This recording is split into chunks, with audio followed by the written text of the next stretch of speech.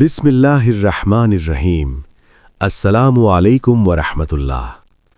আপনি যদি আজ ক্লান্ত হন, তবুও হতাশা নয়, কারণ সাফল্য সময়ের ব্যাপার মাত্র। ক্লান্তি মানেই শেষ নয়।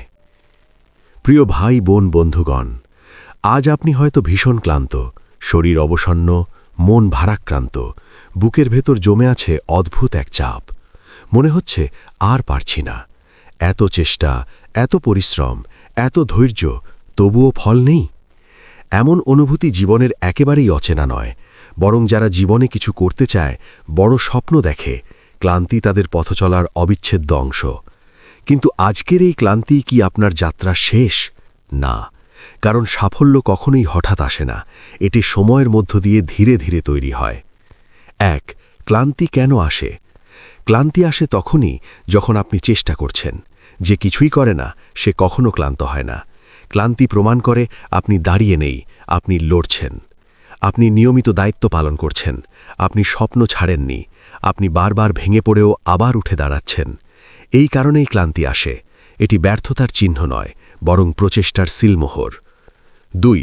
হতাশা ও ক্লান্তির পার্থক্য বুঝুন। ক্লান্তি বলে একটু বিশ্রাম দরকার, হতাশা বলে সব শেষ, আর কিছু হবে না। দুটো এক নয়। ক্লান্ত মানুষ থেমে যায় না, সে একটু বসে। হতাশ মানুষ আর উঠে দাঁড়াতে চায় না। আজ যদি আপনি ক্লান্ত হন, তাহলে নিজেকে দোষ দেবেন না, বরং নিজেকে বলুন, আমি চলেছি বলেই ক্লান্ত, আমি থেমে নেই। ৩. সাফল্য কেন দেরিতে আসে? সাফল্য দেরিতে আসে কারণ আপনাকে পরিণত হতে হয়, আপনাকে ধৈর্য শিখতে হয়, আপনাকে ভুল থেকে শিক্ষা নিতে হয়, আপনাকে নিজের সীমা ছাড়াতে হয়। একজন মানুষ যখন সাফল্য পায়, তখন সে শুধু পুরস্কার পায় না, সে একটি নতুন সংস্করণে রূপান্তরিত হয়। এই রূপান্তরের জন্য সময় দরকার। যে ফল গাছ একদিনে বড় হয়, তার শিকড় দুর্বল হয়। যে মানুষ সময় নিয়ে তৈরি হয়, সে ঝড়ে ভাঙে না। ৪. আজকের কষ্টই আগামী দিনের গর্ব। আজ যে কষ্টগুলো আপনাকে কাঁদাচ্ছে, সেগুলোই হবে আপনার শক্তির গল্প। একদিন আপনি বলবেন, এই সময়টা খুব কঠিন ছিল, এই সময়েই আমি ভেঙে পড়েছিলাম, এই সময়েই আমি নিজেকে চিনেছিলাম। সাফল্যের মঞ্চে দাঁড়িয়ে মানুষ শুধু জয়গান গায় না, সে অতীতের প্রতিটি কষ্টকে সম্মান করে। ৫. যারা আজ সাফল্য, তারাও একদিন ক্লান্ত ছিল। আজ যাদের আপনি সাফল্য বলে দেখেন, তারাও একদিন রাত জেগেছে, তারাও একদিন না খেয়ে থেকেছে, তারাও একদিন অপমান সহ্য করেছে, তারাও একদিন কেঁদেছে, হাল ছাড়তে চেয়েছে। পার্থক্য একটাই, তারা সময়ের আগে থেমে যায়নি। ৬. আল্লাহর পরিকল্পনা ও সময়। ইসলাম আমাদের শেখায়, আল্লাহ কখনো দেরি করেন না, তিনি সঠিক সময় দেন। কুরআনে বলা হয়েছে, নিশ্চয়ই কষ্টের সাথেই রয়েছে স্বস্তি। সূরা আল ইনশিরাহ। এই আয়াত শুধু সান্ত্বনার কথা নয়, এটি একটি নিশ্চিত ঘোষণা। আপনার কষ্ট বৃথা যাচ্ছে না, আপনি যা সহ্য করছেন, যা শিখছেন, সবকিছুর হিসাব রাখা হচ্ছে। ৭. ক্লান্ত অবস্থায় কি করবেন? ক্লান্ত হলে নিজেকে বিশ্রাম দিন, কিন্তু স্বপ্নকে নয়। গতি কমান, কিন্তু দিক বদলাবেন না। তুলনা বন্ধ করুন, আল্লাহর কাছে মনের কথা খুলে বলুন। নিজেকে মনে করিয়ে দিন, আমি এখনো পথে আছি। বিশ্রাম নেওয়া দুর্বলতা নয়, বরং এটি বুদ্ধিমত্তা। ৮. সময়ই সবচেয়ে বড় শিক্ষক। সময় আপনাকে শেখায় কে আপনার পাশে থাকে, কোন পথে আপনি শক্ত, কোথায় আপনাকে বদলাতে হবে, কোন স্বপ্ন সত্যিই আপনার। এই শিক্ষাগুলো একদিনে আসে না, সময় নেয়, কষ্ট নেয়, ধৈর্য নেয়। ৯. আজ ফল না পেলেও বীজ রোপণ হয়েছে। আপনি হয়তো আজ ফল দেখছেন না, কিন্তু আপনি কি নিশ্চিত বীজ রোপণ হয়নি? প্রতিটি চেষ্টা, প্রতিটি অশ্রু, প্রতিটি না বলা কষ্ট, সবই এক একটি বীজ। বীজ মাটির নিচে থাকে বলেই আমরা ভাবি কিছুই হচ্ছে না, কিন্তু ভেতরে ভেতরে শিকড় তৈরি হয়। ১০. নিজেকে এই কথাগুলো বলুন। আজ রাতে নিজেকে বলুন, আমি ব্যর্থ নই, আমি প্রস্তুত হচ্ছি। আমি দেরিতে চলছি না, আমি সময় নিচ্ছি।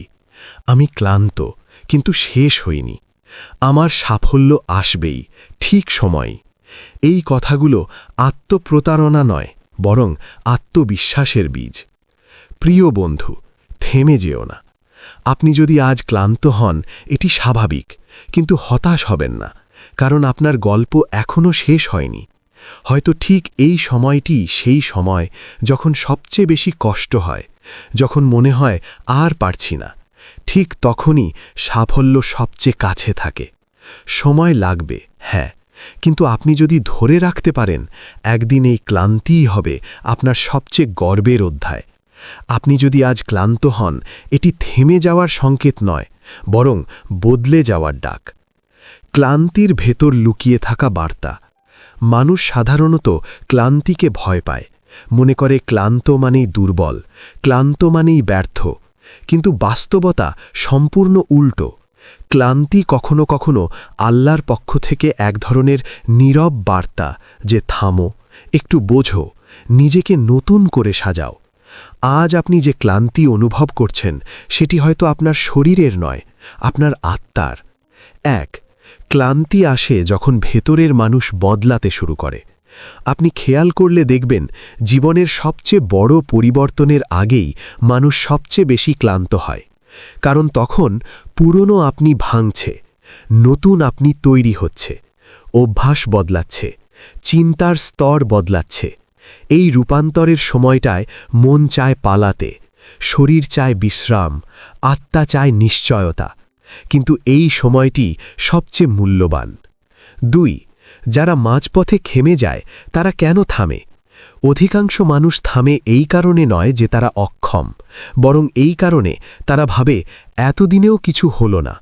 তারা ভাবে হয়তো এটা আমার জন্য না। তারা অন্যের সাফল্যের সঙ্গে নিজের সময় তুলনা করে। তারা আল্লাহর পরিকল্পনার উপর ধৈর্য হারিয়ে ফেলে। কিন্তু তারা বোঝে না যে সময় সবার জন্য একরকম নয়। আল্লাহ সময় নেন, অপমান নয়। আল্লাহ কাউকে অপমান করতে দেরি করেন না, কিন্তু কাউকে বড় করতে সময় নেন। যাকে আল্লাহ দ্রুত দেন, সে হয়তো ফল পায়, কিন্তু গভীরতা পায় না। আর যাকে আল্লাহ সময় নিয়ে দেন, সে শুধু সাফল্য নয়, স্থায়িত্ব পায়। আপনার দেরি মানে অবহেলা নয়, আপনার দেরি মানে প্রস্তুতি। আজকের নিঃশব্দ পরিশ্রম আগামী দিনের উচ্চ আওয়াজ। আজ হয়তো কেউ আপনাকে বাহবা দিচ্ছে না, কেউ আপনার লড়াই দেখছে না, কেউ বুঝছে না আপনি কতটা ক্লান্ত। কিন্তু মনে রাখবেন, নিঃশব্দে করা পরিশ্রমই একদিন সবচেয়ে জোরে কথা বলে। আজ যে মানুষটি নীরবে লড়ে, কাল সে মানুষটিই হয়ে ওঠে উদাহরণ। নিজের সঙ্গে যুদ্ধই সবচেয়ে কঠিন। আপনি বাইরের মানুষের সঙ্গে যত যুদ্ধ করেন না, তার চেয়েও বেশি যুদ্ধ করেন নিজের সঙ্গে, অলসতার সঙ্গে, ভয়ের সঙ্গে, আমি পারব না এই কণ্ঠের সঙ্গে, হাল ছেড়ে দেওয়ার ইচ্ছার সঙ্গে। এই যুদ্ধগুলো জিততে পারলেই বাইরের সব যুদ্ধ সহজ হয়ে যায়। ক্লান্ত হলে নিজেকে যে প্রশ্নগুলো করবেন, হতাশ হলে নিজেকে প্রশ্ন করবেন না, আমার দ্বারা কিছু হবে তো? বরং প্রশ্ন করুন, আমি কি গতকালের চেয়ে আজ একটু হলেও এগিয়েছি? আমি কি চেষ্টা ছাড়িনি? আমি কি এখনও আল্লাহর দিকে ফিরে যাই? এই প্রশ্নগুলোর উত্তর যদি হ্যাঁ হয়, তাহলে আপনি এখনও বিজয়ের পথেই আছেন। সব দরজা বন্ধ মনে হলে একটি দরজা খোলা রাখুন। জীবনে এমন সময় আসে যখন মনে হয় সব পথ বন্ধ, সব দরজা আটকে গেছে। সেই সময় মানুষের দরজা বন্ধ হতে পারে, সুযোগের দরজা বন্ধ হতে পারে, কিন্তু আল্লাহর দরজা কখনো বন্ধ হয় না। একটি দরজা খোলা রাখুন, দোয়ার দরজা। দোয়া ক্লান্ত আত্মার সবচেয়ে বড় বিশ্রাম। মানুষ যখন কথা বলার মতো কাউকে পায় না, তখন দোয়া তার আশ্রয়। দোয়া মানে শুধু চাওয়া নয়, দোয়া মানে নিজের ভার আল্লাহর হাতে তুলে দেওয়া। আপনি হয়তো জানেন না, কিন্তু অনেক সময় আপনি যে জিনিস চাননি, সেটাই আপনার জন্য সবচেয়ে বড় রহমত হয়ে আসে। আপনার গল্প এখনও অসম্পূর্ণ। আজকের এই ক্লান্ত অধ্যায়টাই হয়তো আপনার জীবনের সবচেয়ে গুরুত্বপূর্ণ অধ্যায়। কারণ এখানেই আপনার ধৈর্য তৈরি হচ্ছে, এখানেই আপনার চরিত্র গড়া হচ্ছে, এখানেই আপনি আল্লাহর উপর ভরসা শিখছেন। অসম্পূর্ণ গল্পের মাঝখানে দাঁড়িয়ে কেউ সিদ্ধান্ত নেয় না। আজ না পারলেও কাল পারবেন। আপনি আজ পারছেন না, এতে লজ্জার কিছু নেই। আপনি আজ ভেঙে পড়ছেন, এতে দুর্বলতার কিছু নেই। কিন্তু আপনি যদি উঠে দাঁড়ানোর ইচ্ছা রাখেন, আপনি যদি আল্লাহর উপর ভরসা রাখেন, আপনি যদি চেষ্টা ছাড়েন না তাহলে কাল আপনি পারবেন ইনশাআল্লাহ। থেমে যাওয়া নয়, শিখে এগোনো। আজ আপনি ক্লান্ত, এটা সত্য, কিন্তু আপনি শেষ, এটা মিথ্যা। আপনার সময় আসছে, আপনার গল্প লেখা হচ্ছে, আপনার কান্নাও হিসাবের বাইরে নয়। সাফল্য কখনো তাড়াহুড়ো করে আসে না, সে আসে তখনই যখন আপনি তা সামলাতে সক্ষম হন। তাই আজ ক্লান্ত হলে থামুন, কিন্তু ফিরে যাবেন না। বিশ্রাম নিন, কিন্তু হাল ছাড়বেন না। সময় আপনার পক্ষেই কাজ করছে। ক্লান্তির পরেই আল্লাহ শক্তি দেন, আর সেখান থেকেই শুরু হয় সত্যিকারের সাফল্য। শেষ সীমায় দাঁড়ানো মানুষই সবচেয়ে কাছাকাছি থাকে। জীবনের একটি অদ্ভুত সত্য আছে, মানুষ যখন মনে করে আর এক কদমও পারব না, ঠিক তখনই সে সবচেয়ে কাছাকাছি থাকে। এই সময়টায় মন ভেঙে পড়ে, শরীর সাড়া দিতে চায় না, ভবিষ্যৎ ঝাপসা লাগে। কিন্তু এই সময়টাই হচ্ছে নির্বাচনের মুহূর্ত। আপনি কি বিশ্বাস রাখবেন নাকি ছেড়ে দেবেন? ১. ক্লান্তি আল্লাহর এক নীরব পরীক্ষার নাম। সব পরীক্ষা কষ্ট দিয়ে আসে না, কিছু পরীক্ষা আসে ক্লান্তি দিয়ে। এই ক্লান্তি দেখে আপনি অভিযোগ করেন নাকি শুকর করেন? আপনি পিছিয়ে যান নাকি নিজেকে নতুন করে গড়েন? আপনি মানুষের দিকে তাকান নাকি আল্লাহর দিকে? আল্লাহ দেখেন এই ক্লান্ত অবস্থাতেও আপনি তাকে ছাড়েন কিনা। ২. শক্তি সবসময় শরীরে আসে না, আসে অন্তরে। অনেকেই ভাবে শক্তি মানেই শক্ত শরীর, শক্ত অবস্থা। কিন্তু বাস্তব শক্তি আসে তখন যখন ভেতরটা শান্ত থাকে, যখন ভরসা অটুট থাকে। এই অন্তরের শক্তি দিয়েই মানুষ ক্ষুধা সহ্য করে, অপমান সহ্য করে, অপেক্ষা সহ্য করে। আর এই শক্তি আসে আল্লাহর কাছ থেকেই। ৩. ধৈর্য মানে বসে থাকা নয়, ধৈর্য মানে বিশ্বাস রেখে চলা। ধৈর্যশীল মানুষ জানে সে ঠিক করছে, বাকিটা সময় ঠিক করবে। ধৈর্যশীল মানুষ জানে সে ঠিক করছে, বাকিটা সময় ঠিক করবে। ৪. আল্লাহ যাকে প্রস্তুত করেন তাকে একা করেন। আপনি খেয়াল করবেন, সাফল্যের আগে মানুষ একা হয়ে যায়। পরিচিতরা দূরে সরে, সমর্থন কমে যায়, কথা বলার মানুষও কমে যায়।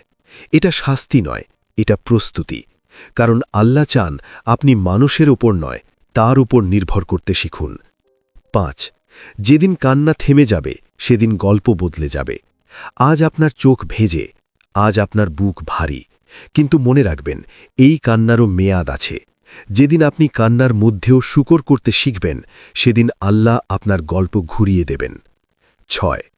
আপনার দেরি অন্যের শুরুর মতো। কেউ আজ শুরু করে কাল পেয়ে যায়, কেউ বছরের পর বছর চেষ্টা করে, কিন্তু আপনার দেরি আপনার জন্যেই ঠিক করা। আপনি যে জিনিস সামলাতে যাচ্ছেন তা হয়তো অন্যরা সামলাতে পারত না। ৭. আল্লাহ কাউকে ভেঙে ফেলেন না, তিনি গড়ে তোলেন। যা আপনাকে ভেঙে দিচ্ছে মনে হচ্ছে, আসলে সেটাই আপনাকে গড়ে তুলছে। ব্যর্থতা আপনাকে বিনয়ী করছে, অপেক্ষা আপনাকে ধৈর্য শেখাচ্ছে, কষ্ট আপনাকে গভীর বানাচ্ছে। একদিন বুঝবেন একটাও কষ্ট অপ্রয়োজনীয় ছিল না। ৮. আপনি এখনও নির্বাচিত। আপনি যদি এখনও চেষ্টা করছেন, আপনি যদি এখনও দোয়া করছেন, আপনি যদি এখনও হার মানেননি, তাহলে বুঝে নিন আপনি এখনও আল্লাহর নির্বাচিতদের তালিকায় আছেন। কারণ সবাই এই পথ ধরে না। ৯. এই সময়টা নষ্ট করবেন না। এই ক্লান্ত সময়টা নিজেকে জানার সময়, আল্লাহর কাছে ফেরার সময়, অহংকার ঝরানোর সময়, ভরসা বাড়ানোর সময়। এই সময়টা চলে গেলে এই গভীরতা আর পাওয়া যায় না। ১০. খুব অল্প বাকি। হয়তো আর খুব বেশি বাকি নেই। আপনি যেটাকে শেষ ভাবছেন সেটাই হয়তো শেষ পরীক্ষা। একটু ধৈর্য, একটু ভরসা, একটু স্থিরতা, আর তারপরই আল্লাহর পক্ষ থেকে সেই দরজা যেটার জন্যে আপনি এত দিন অপেক্ষা করেছেন। উপসংহার: আজকের ক্লান্তি আগামী দিনের সাক্ষ্য। একদিন আপনি ফিরে তাকাবেন, এই সময়টার কথা মনে পড়ে চোখ ভিজে যাবে, কিন্তু সেই কান্না হবে কৃতজ্ঞতার। আপনি বলবেন, ভালো হয়েছে আমি সেদিন হাল ছাড়িনি। আজ আপনি ক্লান্ত, কিন্তু আপনি ভাঙেননি। আর যতক্ষণ মানুষ ভাঙে না, ততক্ষণ আল্লাহ তার গল্প শেষ করেন না। সময় লাগবে, হ্যাঁ, কিন্তু সময়ই আপনার পক্ষে। ইনশাল্লাহ সাফল্য আসবেই। হে আমাদের রব, আমাদেরকে দুনিয়ায় কল্যাণ দাও এবং আখিরাতেও কল্যাণ দাও, আর আমাদেরকে দোজখের শাস্তি থেকে রক্ষা করো। আমিন ইয়া রাব্বাল আলামিন। এই পর্যন্ত ভিডিওটি দেখার জন্য আপনাকে অসংখ্য ধন্যবাদ। ভালো লাগলে লাইক, শেয়ার এবং ফলো দিয়ে উৎসাহিত করবেন এবং সাবস্ক্রাইব করে পাশে থাকবেন, যাতে এই ধরনের ভিডিও আপনাদের কাছে পৌঁছে দিতে পারি এবং এই রকম ভিডিও দেখে আমাদের অন্তরাত্মাকে পরিশুদ্ধ করতে পারি। আসসালামু আলাইকুম ওয়া রাহমাতুল্লাহি ওয়া বারাকাতুহু।